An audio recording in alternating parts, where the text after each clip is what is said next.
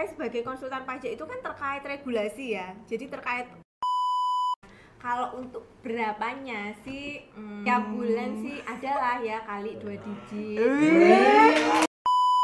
Apa aku pindah akuntansi aja guys?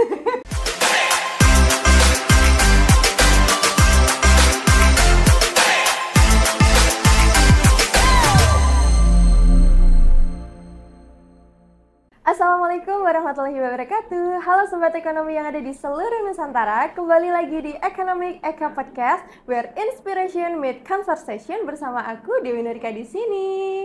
Oke teman-teman, selamat datang kembali di Economic Eka Podcast Fakultas Ekonomi Universitas Islam Kadiri. Hari ini kita akan membahas satu tema yang sangat-sangat menarik, yaitu kita akan membahas mengenai akuntan versus perpajakan, seperti love and hate relationship. Tentunya kita juga akan mengundang narasumber yang juga sangat-sangat spesial hari ini, yaitu kita akan mengundang salah satu dosen favorit dari Prodi Akuntansi Fakultas Ekonomi Universitas Islam Kadiri. Dan langsung aja, ini dia Ibu Isnaniati dari Fakultas Ekonomi Universitas Islam Kadiri.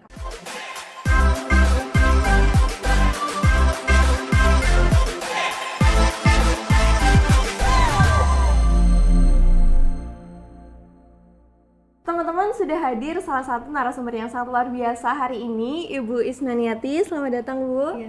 Gimana kabarnya hari ini?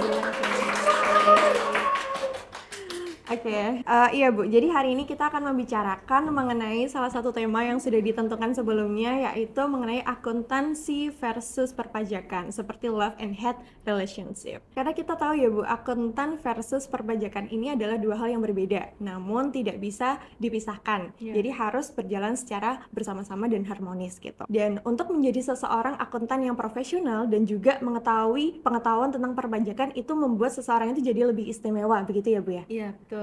Jadi hal ini memunculkan pertanyaan Bu, bagaimana caranya agar seseorang ini dapat memiliki pemahaman akuntansi dan juga perpajakan, dan itu bisa memberikan nilai plus gitu. Itu bagaimana Bu? Jadi sesuai visi dan misi di prodi akuntansi kita ya. Jadi kita tidak hanya memberikan pemahaman terkait akuntansi, tapi kita juga memberikan pemahaman terkait perpajakan yang lebih baik. Nah, itu salah satunya kita sudah mengadakan pelatihan brevet. Pelatihan brevet. Jadi Itu pelatihan apa? brevet itu pelatihan pajak terkait brevet A dan B. Oh, Jadi gitu. memang kita fokus untuk pelatihan pajaknya. Nah, itu bisa ditempuh mahasiswa di semester 7. Jadi sekalian dia dapat teori terkait dengan perpajakan, akuntansi perpajakan ketika nanti mahasiswa itu mengambil konsentrasi pajak. Nah, dia juga mendapatkan pelatihan brevet. Nah, di pelatihan brevet itu nanti juga ada ujian yang akan dilalui mahasiswa. Oh gitu. Jadi latihan gitu ya Bu ya di Ya, situ? di situ bukan seperti latihan ya, jadi pelatihan. Jadi kayak seperti workshop. Jadi Oh gitu. kayak short course gitu loh. Nah, nanti Oke. di akhir periode itu nanti ada tahapan ujian brevet.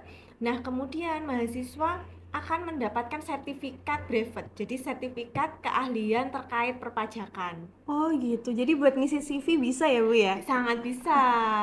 Jadi, nah di prodi akuntansi ini sudah berjalan 9 tahun. 9 tahun? Iya, Waduh. untuk pelatihan brevet ini. Jadi udah 9 kali. Waduh.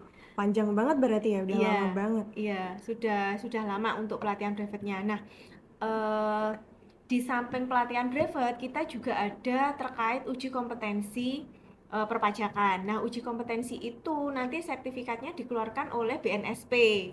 Jadi sertifikatnya nanti akan berlogo Garuda. Jadi itu memang sangat diakui untuk uji kompetensi. Kita kerjasama dengan LSP Teknisi Akuntansi terkait uji kompetensi SAK etap. Jadi untuk yang fokus akuntansi dan untuk uji kompetensi administrasi perpajakan. Nah, itu nanti yang akan fokus ke sisi perpajakannya. Oh gitu. Lalu untuk pelatihan itu siapa Bu yang melatih? Dari praktisi atau dari dosen gitu?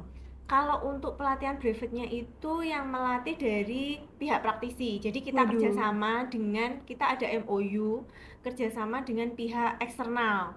Nah, di sini kita bekerja sama dengan pihak Piranha Smart Center. Wah, keren.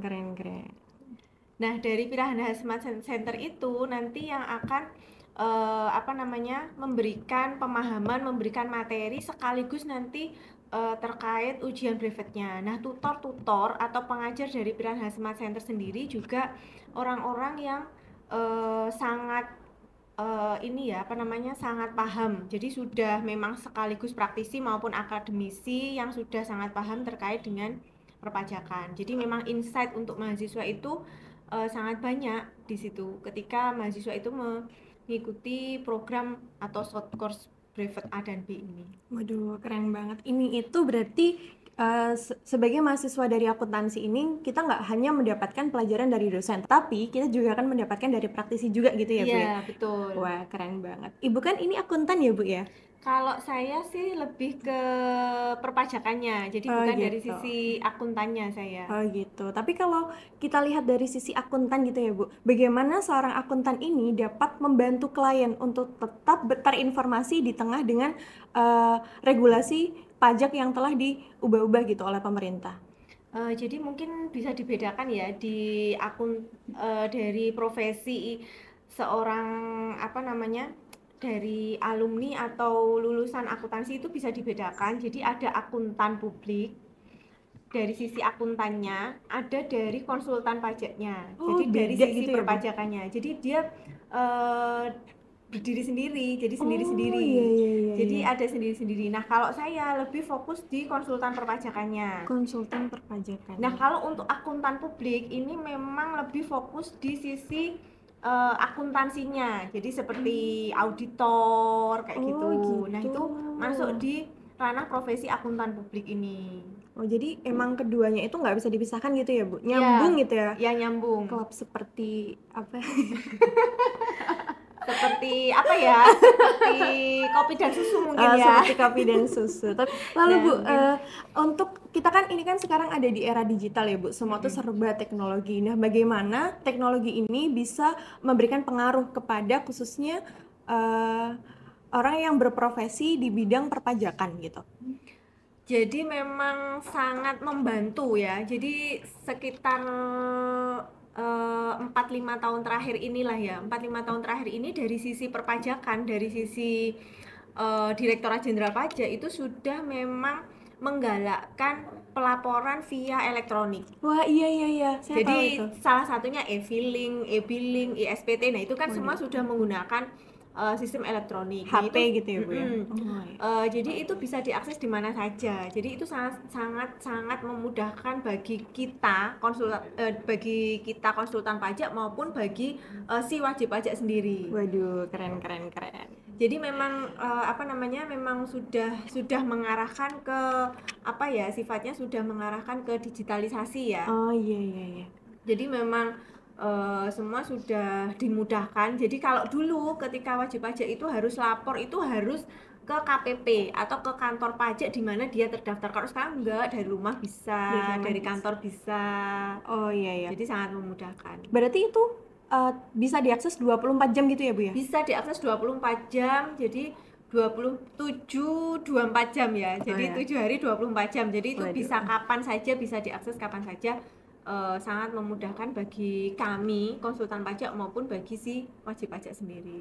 Oh iya. Tapi Bu, saya kepo nih Bu, karena kan memang Ibu sebagai konsultan pajak gitu ya, pasti bergelut dengan angka-angka. Aduh, pusing duluan guys, Nah, itu bagaimana Ibu tetap bisa memberikan semangat kepada diri sendiri gitu agar agar pekerjaan ini itu tidak membosankan gitu? Terlebih sih karena itu sebuah pilihan ya. Jadi kan saya memilih untuk jadi konsultan pajak itu kan berarti saya memilih hal yang saya sukai kan gitu. Jadi katanya kalau Gen Z itu kamu itu harus bekerja sesuai passionmu kan begitu. Gen Z tersenggol guys.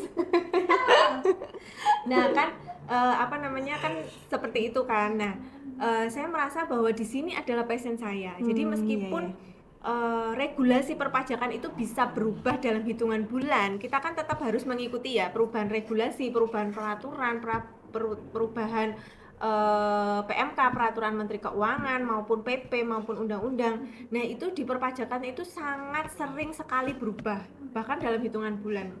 Tetapi karena memang kita sudah memilih untuk terjun di bidang itu dan menekuni hal itu, ya kita harus tetap optimis bahwa meskipun dengan perubahan, meskipun dengan angka-angka yang mungkin membuat kita pusing, nah itu akan tetap membuat kita enjoy aja untuk menjalaninya. Gitu. Berarti Ibu Isna ini emang passionate di bidangnya guys. Jadi emang ahlinya, kesukaannya tuh di situ gitu. Jadi buat teman-teman juga lebih baik bekerja sesuai dengan keinginan ya Bu ya, sesuai dengan keahliannya. Sesuai dengan passionnya. Jadi memang nanti ketika kita menjalani profesi itu, menjalani pekerjaan itu, kita juga enjoy aja gitu. Iya. Iya Bu, saya juga setuju sih sama sama pemikiran itu gitu. Karena ketika kita bisa karena ketika kita menjalani sesuai keinginan kita, itu akan lebih maksimal gitu. Betul. Iya. Dan saya juga berpikir sih Bu, banyak stereotip di luar sana yang berpikiran bahwa akuntan ini selalu kaku gitu. Apakah benar Bu? Apakah menjadi akuntan perpajakan ini selalu pekerjaannya itu kaku gitu? Mungkin bisa di ini dulu ya, kaku itu kaku orangnya atau kaku pekerjaannya. Oh gitu. Nah, kalau orangnya enggak sih. Enggak ya? Ibu Isna ini terlihat sangat happy guys hari ini, jadi kayaknya enggak deh ya, enggak ngaruh gitu. Jadi mungkin karena kalau saya sebagai konsultan pajak itu kan terkait regulasi ya, jadi terkait undang-undang, terkait regulasi. Nah, kalau regulasi itu kan memang nggak bisa ditawar. Iya, emang dari pemerintah gitu ya Bu ya? Jadi kan memang kalaupun harus misal nih contohnya tarif pajak PPh 21 itu 5%, ya kita harus mengikuti nih tarif itu 5%, kan nggak boleh kita tawar. Iya Nah sih. Mungkin kakunya itu memang karena tuntutan dari profesionalisme kita. Jadi konsultan pajak itu kan mengarahkan wajib pajak agar tertib pajak, tertib membayar pajak, tertib melapor pajak. Nah, kalau kita mengikuti apa keinginan wajib pajak, itu nanti tidak akan menemukan titik temu gitu, antara dari si wajib pajak dan fiskus atau petugas pajak. Nah, itu nggak ada titik temu kayak gitu. Nah, kita itu di tengah-tengah. Jadi kita juga harus mengedukasi wajib pajak bahwa memang kewajiban wajib pajak adalah membayar pajak. Nah, membayar pajaknya seperti apa ya? Kita harus mengikuti aturan yang sudah ada, kan begitu. Iya. Agar nanti kedepannya tidak terjadi contohnya pemeriksaan dari fiskus kayak gitu. Itu kan nanti juga akan membuat wajib pajak itu ribet sendiri ya. Nah, kayak gitu. Mungkin kakunya dari sisi profesionalismenya. Tapi kalau dari orangnya enggak lah, saya enggak seperti itu. Pusing dikit nggak ngaruh guys. Buktinya Bu Isna ini kelihatan enjoy banget sih hari ini untuk menjelaskan, memberikan edukasi kepada kita semua gitu.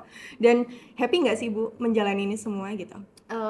Happy sih, kalau kita mikir happy ya happy, apalagi kalau kita tahu cuannya. Waduh tuh guys, nah mencari cuan tuh langsung kepo nggak sih gitu.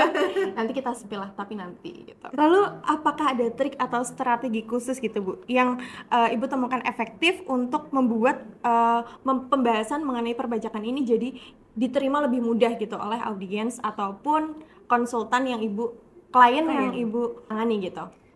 Jadi lebih kita itu mengedukasi wajib pajak itu, kita harus tahu ya backgroundnya seperti apa. Jadi kayak misal pengusaha. Nah, pengusaha itu kan biasanya bilangnya gini, loh, yang penting kan aku bayar pajak kan gitu. Entah berapapun kan yang penting aku bayar, yang salah kan yang nggak bayar pajak. Nah, itu kita itu harus mengedukasi betul bahwa membayar pajak saja itu belum tentu benar, tapi harus kita arahkan yang benar itu seperti apa sih. Nah, kita harus tahu background masing-masing dari klien itu seperti apa. Nah, kita mengedukasi dengan bahasanya klien juga gitu loh, bahasa yang memang bisa diterima kayak gitu. Jadi kita nggak bisa sesuai, misalkan saya menjelaskan ke klien letterlek lah ya, letterlek seperti teori di undang-undang. Kalau di perpajakan itu kan namanya ada undang-undang KUP, ketentuan umum perpajakan.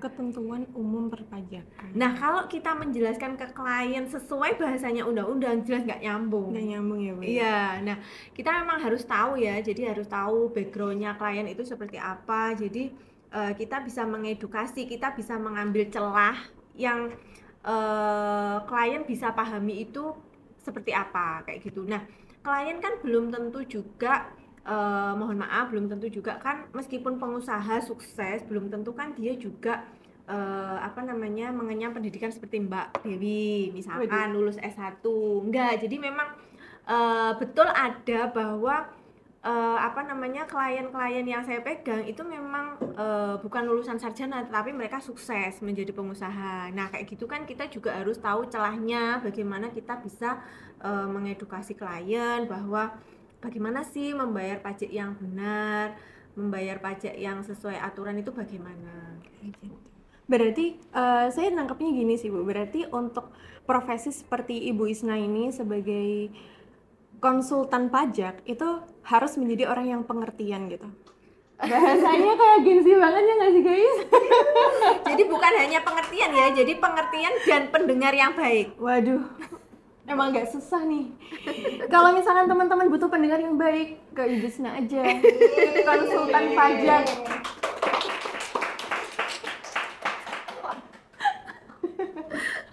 Oke, gitu ya Bu ya berarti. Iya, itu sih. Wah, keren banget sih. Jadi banyak sekali insight yang saya dapatkan dan semoga teman-teman di rumah juga mendapatkan insight yang banyak untuk menjadi akuntan ataupun konsultan pajak ini. Emang nggak harus saklek gitu ya Bu, kita harus mengikuti klien kita tuh gimana orangnya gitu. Tapi bukan berarti mengikuti keinginan ya. Jadi kita tetap harus tetap ada rule yang harus kita ikuti. Jadi kita harus punya SOP bahwa untuk jadi akuntan ataupun jadi konsultan pajak itu kita nggak harus kaku kok gitu loh. Tetapi kita tetap punya rule, kita punya SOP bagaimana biar kita sama-sama jalan, karena kita juga terkait kode etik.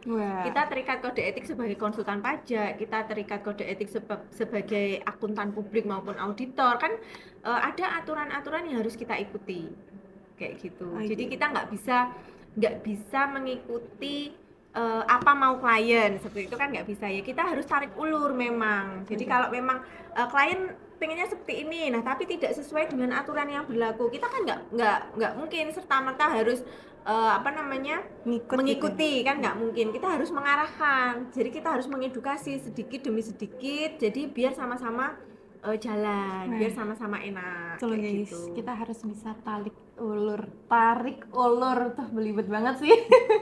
Ya itu tadi teman-teman, dan mungkin Ibu Isna bisa ngasih sedikit tips nih untuk teman-teman yang punya cita-cita mungkin nantinya pengen jadi konsultan pajak seperti Ibu Isna gitu, expertnya gitu.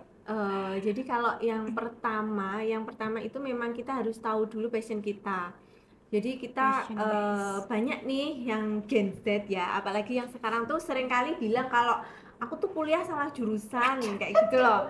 Aku tuh sebenarnya nggak suka loh akuntansi kayak gitu. Aduh, merasa tersindir dah. Apa balik aja ya? Nah, terus kayak gitu tuh apa sih yang nggak bisa? Jadi semuanya itu sebenarnya bisa dipelajari kok. Kayak gitu ya, semuanya itu sebenarnya bisa dipelajari kok asalkan kita mau, intinya kan gitu. Jadi yang terpenting tuh secara kita mau belajar itu pasti akan ada jalan, istilahnya seperti itu satu. Kalau untuk jadi konsultan pajak memang kita harus fokus, jadi fokus memang di istilah-istilah atau terkait kayak misalnya ya kita ikut uji kompetensi di bidang perpajakan, kita ikut brevet pajak A dan B, terus kita mengikuti ujian konsultan pajak, terus kita mengikuti perkumpulan ya, apa sih namanya, komunitas. Nah, komunitas yang memang bergelut di bidang itu. Jadi kayak gitu. Jadi kalau di saya, karena memang saya di sini fokus di Uniska, saya fokus di tax center. Nah, itu kita ada komunitas Pertapsi namanya. Jadi Persatuan Tax Center di seluruh Indonesia. Nah, kayak gitu. Nah, selain itu saya juga ada komunitas di konsultan pajak. Nah, kayak gitu.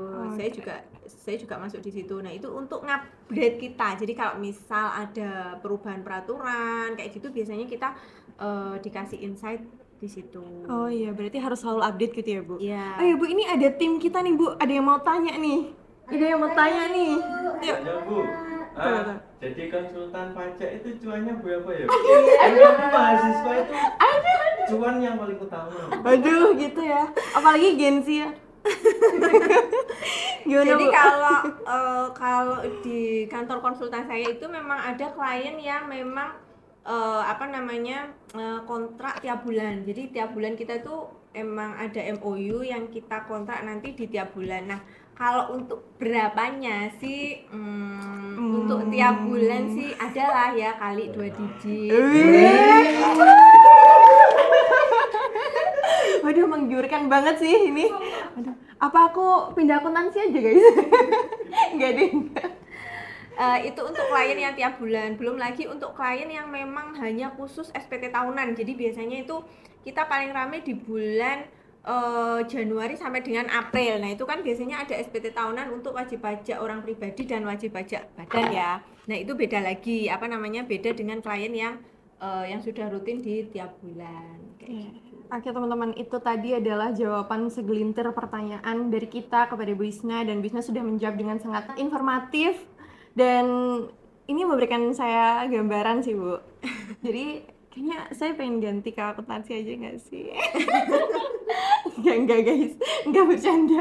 Oke, jadi buat teman-teman yang passionate ya, yang pengen punya cita-cita untuk bisa seperti Ibu Isna gitu, bisa bisa mendengarkan tadi motivasi-motivasi dan juga tips-tips dari Bu Isna. Mungkin itu tadi Bu, serangkaian pertanyaan dari kami, dari teman-teman juga yang ada di balik layar ini, dan semoga Ibu Isna bisa sehat selalu, Amin. bisa lancar selalu, Amin. dan juga bisa memotivasi teman-teman mahasiswa ataupun calon-calon mahasiswa yang mau daftar di akuntansi, khususnya menggeluti di bidang perpajakan gitu. Dan saya mewakili tim-tim juga nih yang ada di balik layar ingin mengucapkan terima kasih sebesar-besarnya karena telah memberikan informasi juga yang sangat-sangat informatif, dan semoga juga ini memberikan manfaat yang luar biasa kepada sobat ekonomi yang ada di rumah. Oke teman-teman, jangan lupa untuk saksikan Economic Eco Podcast di episode selanjutnya karena kita akan membahas sesuatu juga yang gak kalah menarik dari hari ini. Sekian perjumpaan kita hari ini, jangan lupa untuk saksikan Economic Eco Podcast selanjutnya. Terima kasih dan wassalamualaikum warahmatullahi wabarakatuh. Waalaikumsalam.